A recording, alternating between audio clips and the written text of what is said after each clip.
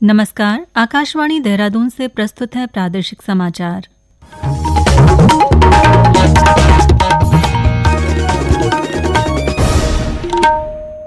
पहले मुख्य समाचार। देहरादून में आयोजित अखिल भारतीय विद्यार्थी परिषद के 71वें राष्ट्रीय अधिवेशन में 5 प्रस्ताव पारित। अपर सचिव मनमोहन मैनाली ने चंपावत जिले की ग्राम पंचायत तामली में रात्रि चौपाल लगाकर ग्रामीणों की समस्याएं सुनी। देहरादून में 20वां नाबोत्सव का समापन। उत्तराखंड ने किया शानदार प्रदर्शन और केंद्र सरकार द्वारा संचालित आपकी पूंजी आपका अधिकार अभियान के तहत कल पौड़ी के कोटद्वार में विशेष जागरूकता शिविर का आयोजन। प्रादेशिक समाचार के साथ मैं आशा भट्ट और अब समाचार विस्तार से। देहरादून में आयोजित अखिल भारतीय विद्यार्थी परिषद के 3 दिवसीय 71वें राष्ट्रीय अधिवेशन का समापन हो गया है। अधिवेशन के अंतिम दिन समाज, शिक्षा, पर्यावरण और सुरक्षा सहित विभिन्न महत्वपूर्ण विषयों पर गहन मंथन के बाद प्रस्ताव पारित किए गए। इस अवसर पर मुख्यमंत्री पुष्कर सिंह धामी ने यशवंतराव केलकर युवा पुरस्कार से गोरखपुर के श्री कृष्ण पांडेय को सम्मानित किया। उन्होंने कहा कि श्री पांडेय ने बाल भिक्षावृत्ति निर्मूलन, निस्सहाय मनोरोगियों की सेवा और कारागार बंदियों के पुनर्वास की दिशा में कार्य करते हुए सामाजिक उत्तरदायित्व का एक उत्कृष्ट उदाहरण प्रस्तुत किया है। मुख्यमंत्री ने कहा कि इस मंच से निकलने वाले विचार और संकल्प राष्ट्र निर्माण की दिशा में मील का पत्थर सिद्ध होंगे और देश के विकास और सामाजिक प्रगति को नई दिशा प्रदान करने में भी महत्वपूर्ण भूमिका निभाएंगे। विद्यार्थी परिषद पिछले 7 दशक से भी ज्यादा समय से व्यक्ति निर्माण से राष्ट्र निर्माण की दिशा में छात्रों को, छात्राओं को, विद्यार्थियों को जागृत करने का काम, उनके अंदर राष्ट्र भावना को पूरी तरह से प्रेरित करने का काम निरंतर करता है। और ये बड़ा अधिवेशन पूरे देश के पूर्व, पश्चिम, उत्तर, दक्षिण, सुदूरवर्ती क्षेत्र, नॉर्थ, पूर्वोत्तर राज्यों से भी, दक्षिण से भी सभी कार्यकर्ता यहाँ आए। एक महासंगम है और यहाँ से एक नई ऊर्जा लेकर द्रोण नगरी देहरादून, देवभूमि उत्तराखंड में सफल रूप से अधिवेशन हुआ है और भूमि के अंदर भी एक नई ऊर्जा का संचार इस अधिवेशन से हुआ है। और सभी कार्यकर्ता यहाँ से विद्यार्थी परिषद की जो रीति नीति है, पद्धति है, राष्ट्र सेवा की भावना है, समाज के लिए काम करने के लिए जो उनके अंदर एक ऊर्जा है वो यहाँ से प्राप्त होगी। 3 दिवसीय राष्ट्रीय अधिवेशन में परिषद की संगठनात्मक संरचना के अनुसार देश भर के 46 प्रांतों और मित्र राष्ट्र नेपाल से 1500 से अधिक प्रतिनिधि शामिल हुए। मुख्यमंत्री कार्यालय के अपर सचिव मनमोहन मैनाली ने चंपावत विकासखंड के ग्रामीण क्षेत्रों का दौरा किया। उन्होंने ग्राम पंचायत तामली में रात्रि विश्राम कर ग्रामीण चौपाल का आयोजन किया और सीधे ग्रामीणों से संवाद कर उनकी समस्याएं सुनी। चौपाल में ग्रामीणों ने कई महत्वपूर्ण मांगें रखीं। इनमें पेयजल और सोलर हैंडपंप की मरम्मत, जंगली जानवरों से बचाव के लिए चैनलिंग फेंसिंग, रायल से टनकपुर जौलजीवी मोटर मार्ग तक लगभग 6 किलोमीटर सड़क का निर्माण शामिल था। इसके अतिरिक्त ग्रामीणों ने जन औषधि केंद्र, 108 एम्बुलेंस सुविधा और जन सेवा केंद्र स्थापित करने की भी मांग की। अपर सचिव ने ग्रामीणों की सभी मांगों पर संज्ञान लिया। उन्होंने संबंधित विभागों को पेयजल व्यवस्था की तत्काल मरम्मत करने और अन्य आवश्यक विकास प्रस्ताव शीघ्र भेजने के निर्देश दिए। उन्होंने चंपावत के खंड विकास अधिकारी को प्राकृतिक आपदा से क्षतिग्रस्त नौलों, पेयजल योजनाओं, सीसी मार्गों और सार्वजनिक ढांचों के पुनर्निर्माण व मरम्मत के लिए आवश्यक कार्रवाई सुनिश्चित करने के निर्देश भी दिए। इस दौरान सभी ने प्रशासन की इस पहल को सराहनीय बताया और उम्मीद जताई कि इससे ग्रामीण समस्याओं के समाधान में तेजी आएगी।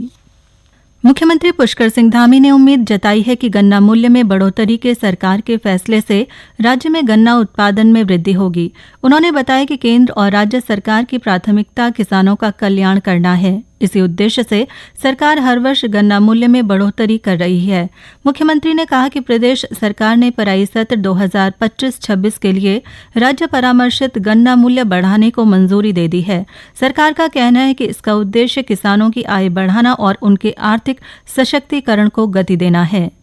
किसान हमारी प्राथमिकता है, किसानों का हित है या किसानों का उत्थान है, किसानों की आय दुगनी करनी है। हमारे प्रधानमंत्री आदरणीय मोदी जी ने लगातार प्राथमिकता से उस काम को किया है और राज्य के अंदर हमने हमेशा पिछले 4 सालों में गन्ने के मूल्य को हमेशा बढ़ा के दिया है। इस बार भी हमने गन्ने का मूल्य यहाँ पर जो किसानों की अपेक्षा थी, जो उन्होंने हमसे कहा था, उसी के अनुरूप गन्ने का मूल्य कर दिया गया है, जिससे कि गन्ना की उत्पादन और बढ़े और हमारे गन्ना किसान निश्चित रूप से उनका एक प्रोत्साहन भी हो। और जो पिछले दिनों में गन्ने की फसल के उत्पादन में न्यूनता आ रही है, वो न्यूनता एक विस्तार रूप ले।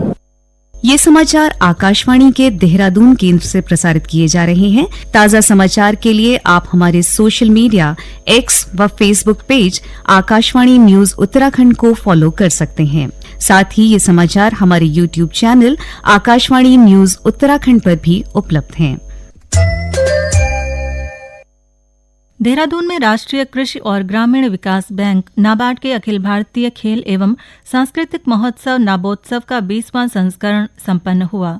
उत्तराखंड क्षेत्रीय कार्यालय की प्रमुख उपलब्धियों में मेजबान राज्य उत्तराखंड ने शानदार प्रदर्शन किया। टेबल टेनिस पुरुष एकल में पंकज यादव ने पहला स्थान प्राप्त किया। बैडमिंटन महिला एकल पूजा कश्यप ने पहला स्थान प्राप्त कर मेजबान टीम को गौरवान्वित किया। बैडमिंटन मिश्रित युगल में उत्तराखंड के वीरेश और पूजा कश्यप की जोड़ी ने तीसरा स्थान प्राप्त कर उत्कृष्ट तालमेल का प्रदर्शन किया। 4 दिवसीय इस आयोजन में देशभर की नाबार्ड टीमों ने खेल और सांस्कृतिक प्रतियोगिताओं में उत्साहपूर्वक भाग लिया, जिससे आपसी सौहार्द और टीम भावना को बढ़ावा मिला। केंद्र सरकार द्वारा संचालित आपकी पूंजी आपका अधिकार अभियान के तहत कल पौड़ी के कोटद्वार में जिला स्तर पर एक विशेष जागरूकता व सहायता शिविर का आयोजन किया जा रहा है।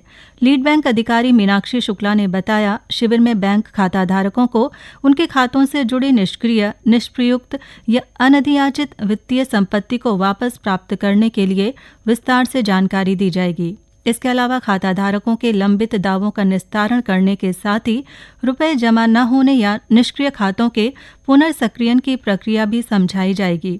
उन्होंने बताया कि शिविर में आधार, पैन, योग्यता से जुड़े आवश्यक दस्तावेज और विभिन्न बैंकों के प्रतिनिधि उपस्थित रहेंगे और स्टॉल भी लगाए जाएंगे। उन्होंने जिले के सभी संबंधित खाता धारकों और नागरिकों से अपील की है कि वे अधिक से अधिक संख्या में इस शिविर का लाभ उठाएं। नरेंद्र मोदी सरकार द्वारा कई क्षेत्रों में जीएसटी दरों में कटौती के साथ 22 सितंबर को शुरू किए गए जीएसटी बचत उत्सव से देश भर के नागरिकों को लाभ हुआ है। इस श्रृंखला में पेश है देश के कपड़ा क्षेत्र को मजबूत बनाने में जीएसटी सुधारों के प्रभावों पर एक रिपोर्ट।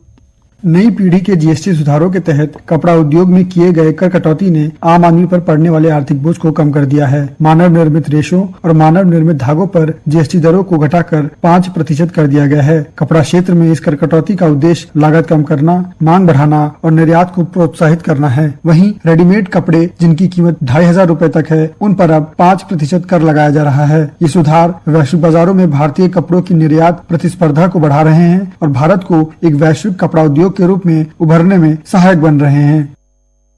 मुख्यमंत्री पुष्कर सिंह धामी ने मुख्यमंत्री आवास में उत्तराखंड राज्य गठन के 25 वर्षों की विकास यात्रा, उपलब्धियों और भविष्य की संभावनाओं को समर्पित एक पुस्तक का विमोचन किया। मुख्यमंत्री ने कहा कि ये पुस्तक उत्तराखंड की प्रगति का उत्कृष्ट दस्तावेज है, जो नीति निर्माताओं और शोधकर्ताओं के लिए मार्गदर्शक सिद्ध होगी।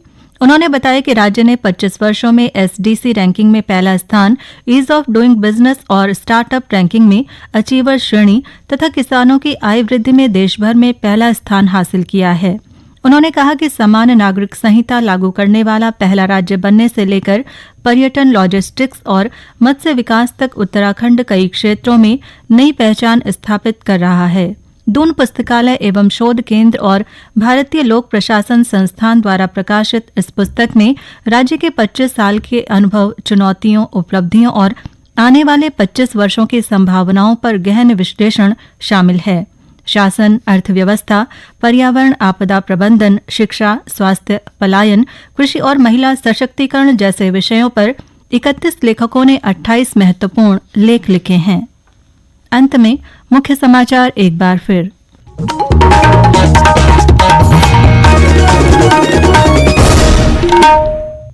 देहरादून में आयोजित अखिल भारतीय विद्यार्थी परिषद के 71वें राष्ट्रीय अधिवेशन में 5 प्रस्ताव पारित।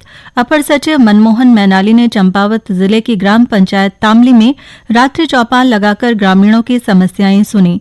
देहरादून में 20वां नाबोत्सव का समापन। उत्तराखंड ने किया शानदार प्रदर्शन और केंद्र सरकार द्वारा संचालित आपकी पूंजी आपका अधिकार अभियान के तहत कल पौड़ी के कोटद्वार में विशेष जागरूकता शिविर का आयोजन। इसके साथ ही प्रादेशिक समाचार का ये अंक समाप्त हुआ। अगला समाचार बुलेटिन शाम 6:30 बजे प्रसारित किया जाएगा। नमस्कार।